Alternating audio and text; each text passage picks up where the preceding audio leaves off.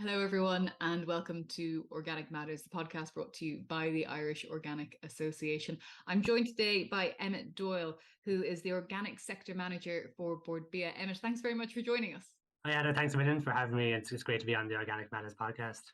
And people are always very interested in what Bord Bia are doing to promote organics. And of course, we know we're trying to get into all of these potentially lucrative export markets that are there. So what is the overview? What are Bord Bia plans for export markets? Yeah, perfect. Yeah. So from my standpoint, look, the big opportunities for organics from Ireland is in export markets. I think in the kind of coming years when more supplies come through, particularly on the beef and lamb side of things, the Irish market is going to have a saturation point. So it's kind of exploring the export markets and getting the right customer in these markets are going to be really, really important. I think to put it into context, the Irish market is probably worth about 200 million euro in retail sales each year. You compare that to Germany, which is over 15 billion, France probably 12.5 billion, even the likes of the Nordics or Switzerland or UK, kind of 3 to 5 billion euros. So there's a lot of opportunities in these markets for organics. And from an Ireland standpoint, we've got established exports routes to these markets. There's a lot of reputation of Ireland in these export markets. So now it's a case of actually leveraging this, but also putting it into an Irish organic context. So from my perspective, there's probably a couple of things that we're doing to kind of identify these opportunities and really kind of look to capture them for the Irish organic sector. The first point really is around kind of research. So we're currently working with a research agency and our own insights colleagues around the size of the prize in the different markets. So, kind of mentioned those ones like Germany, France, the UK, the Netherlands. So really seeing what are the opportunities in these markets for Irish organics, who are the key customers in these markets and how can we win in this space. So we're doing a big research project there at the moment. And coupled with that, we're actually going to be developing a new marketing proposition for Irish organics in these markets. So what's the kind of key communications that we want in these markets?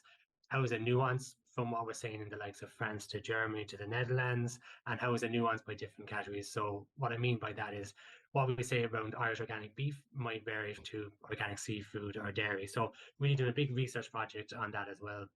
So that's kind of looking at the opportunities and how we're going to communicate them. The second one for me would be around identifying those customers. So trade shows are really important for this. So each year we would have an Irish Organic Pavilion at BioFac in Germany. So that's probably the largest trade show for organics globally. This year in February, we had 8 client companies, which are 8 Irish organic manufacturers on our stand. We also had an Irish delegation traveling, including Minister Hackett. So as part of that, we had a number of meetings with kind of top buyers and directors of some of the key retailers in Germany, but also some of the largest organic specialty retailers as well, and really use the opportunity to identify that Ireland's on a journey around organics. What's our ambitions around organics, and how can we meet their sourcing needs in the years And to come? are you representing kind of all sectors at that stage, like organic horticulture, organic beef, organic dairy, or is everything being represented at that stage? Yeah, absolutely. So, like in those kind of meetings, it's kind of selling Irish organics as a whole, and then really teasing out, seeing where the opportunities. Because for some retailers, there might be an opportunity more so on dairy and seafood, while other ones it might be beef and lamb. So, like from our standpoint, and we're doing that big research at the moment, but we would see more opportunities in the likes of France for organic dairy, prepared foods, and seafood, while in the likes of Germany and Belgium, there's a lot of opportunities there, but definitely from an organic beef and lamb play as well. So it really depends on the conversations that we're having. And on that actually trade show, like I think we had over 60 quality leads for our client companies, and we did a survey afterwards, and it came back that it would be worth multiple millions of business for the Irish organic sector in the next 3 years. So it's really positive being there. When you say positive, like what's the kind of feedback that you get? What do people like about Irish organic? Yeah, it depends. Like I think it depends who you're dealing with. With the large kind of multiples, they see having an Irish organic range as an opportunity to kind of trade up for their shoppers. So, from example, from a beef and lamb play where there might be you sourcing conventional beef and lamb, which has a strong reputation in these markets, they see having the opportunity of an Irish organic beef range as a more premium offer for their shoppers. So they like having a kind of wider portfolio there. They also all absolutely love the story of Ireland and the story of our organic, producers. The passion that they have, their expertise. It goes it lands really well with these customers. Yeah. And there's actually something that we've put forward through the EU is what's called an EU co-funded campaign. So for those who are unfamiliar with this, each year the EU Commission have a budget for supporting and promoting agricultural food products. So we put through a proposal to support organic beef and lamb in 4 countries, being Germany, Belgium, and the Nordics and Austria. And if we're successful, we'll begin a 3-year campaign worth €2.7 million. So Wow. with that, which will be an absolutely amazing for the overall organic sector. With that budget, what we'll be doing is a number of different things with trade customers. We'll be doing kind of in-market events where we can kind of promote organic beef and lamb and do what we call meat academies. So where we bring kind of experts over to talk through the carcass and really sell the whole story of organic, like say beef and lamb in this example. But to the point about what they love about Ireland is obviously meeting those farmers. So what we put through in this program as well is that we will be bringing trade buyers into Ireland each summer where they can kind of walk on an organic beef and lamb farm, or because they're in Ireland and we can have more flexibility there, we can actually showcase all different Irish organic sectors, be it, bringing to a dairy farm or a tillage or meeting different organic, manufacturers. So really selling the whole image of Ireland as an organic island, which is brilliant. So Yeah. that campaign, we submitted it in April and we'll find out next month if we're successful.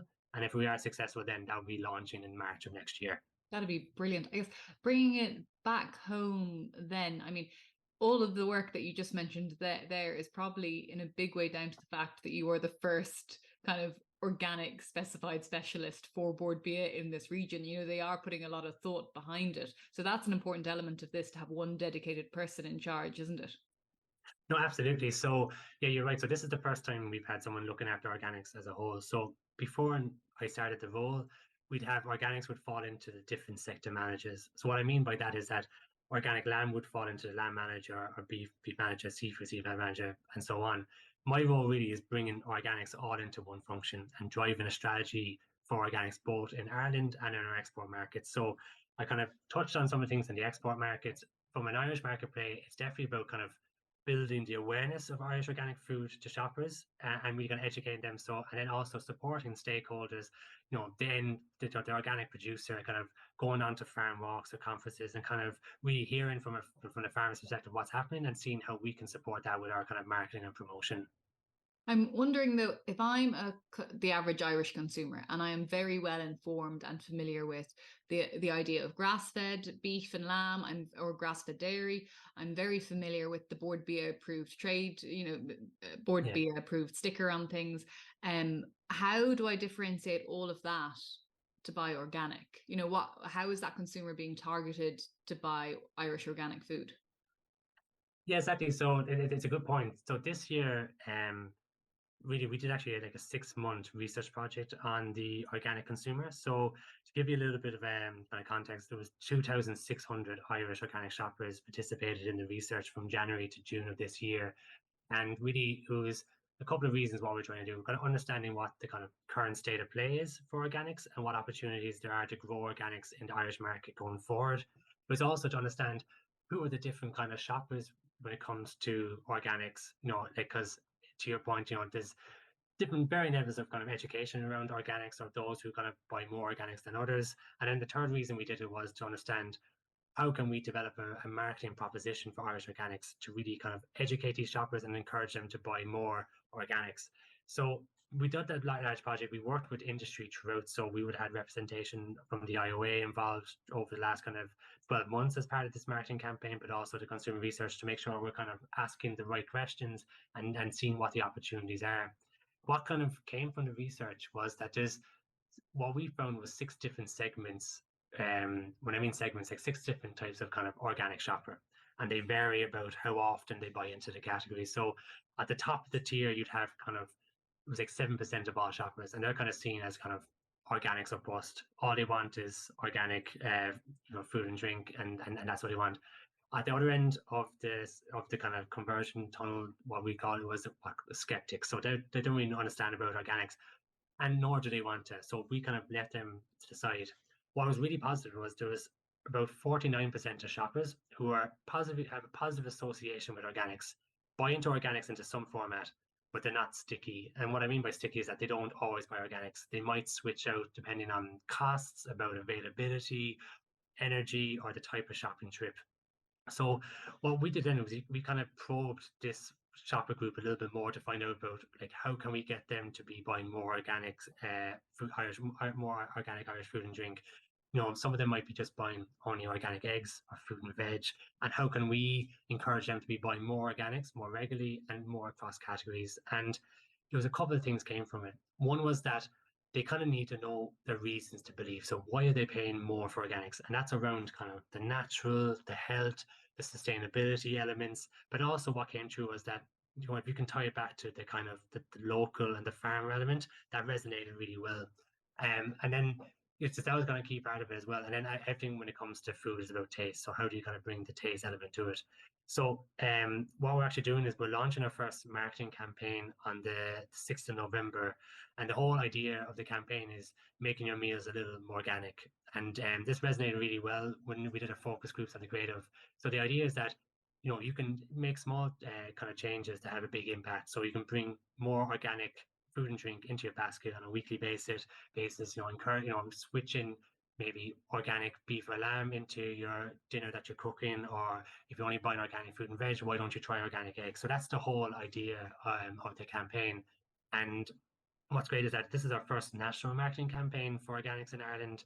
It was about 12 months in the making, and we're going to be going big. So from about 3 weeks' time, you'll hear radio ads. There's going to be billboards right across the country, including kind of those digital screens that you see outside the likes of Tesco and SuperValue.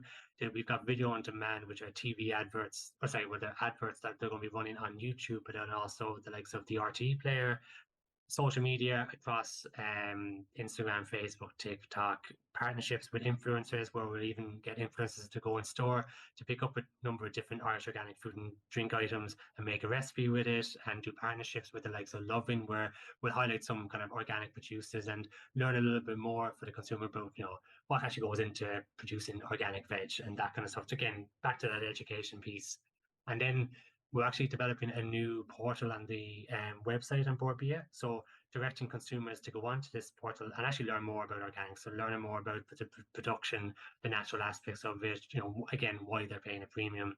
And then the last point to that as well is that the last couple of weeks I've been working with the retailers in Ireland, and they're all signed up to be partnering on this campaign. So you'll see our creative on their channels, be it online or social, but also kind of bring it into store in some cases, or even like the leaflets for consumers. So it's a long-winded answer to your question about targeting the customers, but look, we're really excited. Big marketing campaign. We see that it's going to be real impact on these shoppers with a long-term success in Ireland to kind of increase in value, increase in volume of organic sales. And yeah, we're looking forward to going live on 6th November. Yeah, I think this is going to be music to a lot of people's ears who are listening, because they've been really keen. And I guess some organic farmers felt maybe that that marketing drive wasn't behind them before. So I think they're going to be thrilled that this is happening. Would there ever be, like, I mean, we're so familiar with the Bord Bia mark. Would there ever be like a Bord Bia organic mark?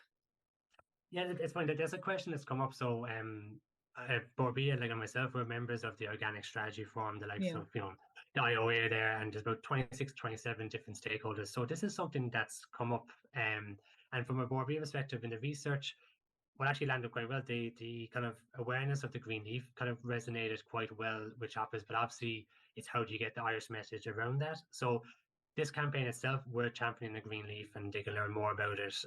But we add kind of Irish cues in relation to the look and feel and messaging in it. What we said is that if there's an appetite from industry to develop a logo, we're all behind it, and we can add it into marketing campaigns quite easy. But from a regulatory point of view, it have to be from the organic certifying bodies and the department managing the logo. But from a Bord Bia perspective, it can be switched in quite easily. But again, I think what's great for us is that we'll have the first campaign here go live in November. We're going to do a second wave in the new year. But all the creative that we have, if the long-term idea is to have a logo, that can be added as well. Yeah, I guess something when we talk about all the promotion that's going on, and we mentioned Germany earlier as well. I mean, I mean, Germany's incredible in some respects with when you come to organics, because I mean, there's organic only supermarkets, and Yeah. yeah, even a lot of the regular supermarkets you go into, they will have a designated corner that is just organic produce. So I guess, how does Bord Bia then intend to ensure that there's more shelf space for organic produce in Irish stores? Yeah, no, you're dead right. It's a pleasure to go into some of these countries and see what they do around Yeah. organics. Like the likes you mentioned there, you know, the Denry in Germany or Bio Co-op in France, where it's just organic that they have. It's brilliant. Or those multiple like larger retailers with the organic fixtures. The only thing I would say is that these markets are very mature for organics. So, you know, the shopper, there's like they have a higher frequency of purchase, and there's a lot more shoppers who buy organics or nothing. In Ireland, I think we're not fully there yet. We're still kind of in our infancy from a mainstream shopper focus about, you know, organics and buying it regularly. In that research that I mentioned, we actually did ask that question around shoppers about where they want to see organics. What would get them to buy more organics? Was it its own kind of organic fixture or island, or part of kind of the category as a whole? So like organic veg and with conventional veg. And what actually came true for that key segment is that having it next to the wider category actually works, because it helps them firstly find organics in store. Secondly, it helps them kind of trade up into categories that they want. So like, you know, trading up to an organic, you know, carrot or maybe or beef and lamb.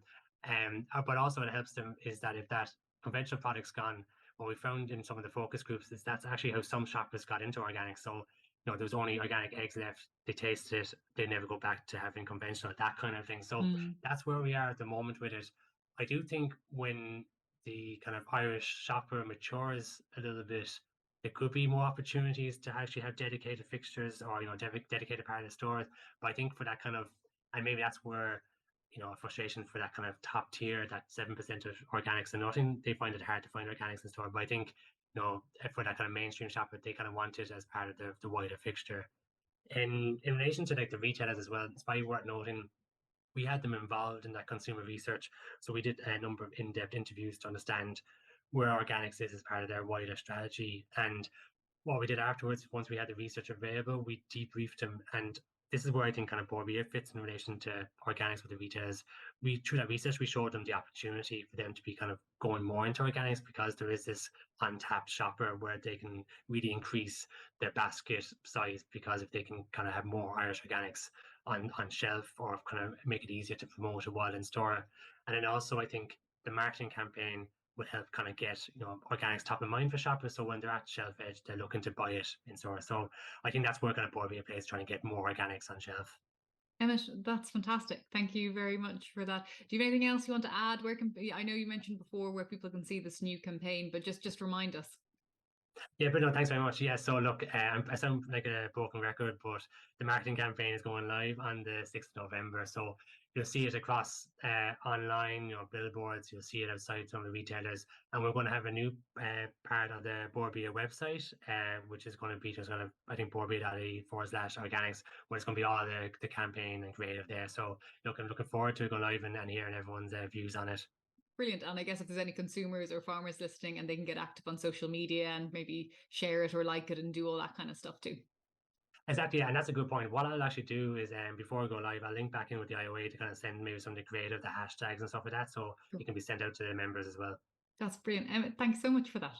So, for everyone That's good. listening, you've been listening to Organic Matters, the podcast brought to you by the Irish Organic Association. Do keep an eye out for that marketing campaign. We want to have a big push behind it, considering I think we've asked for it for so long now. But if you want more information on organics, I know Bord Bia mentioned there they'll have an online portal, but also go to the IOA website. That's www.irishorganicassociation.ie. But for me, Hannah Quinn Mulligan, thank you very much for listening, and tune in next week.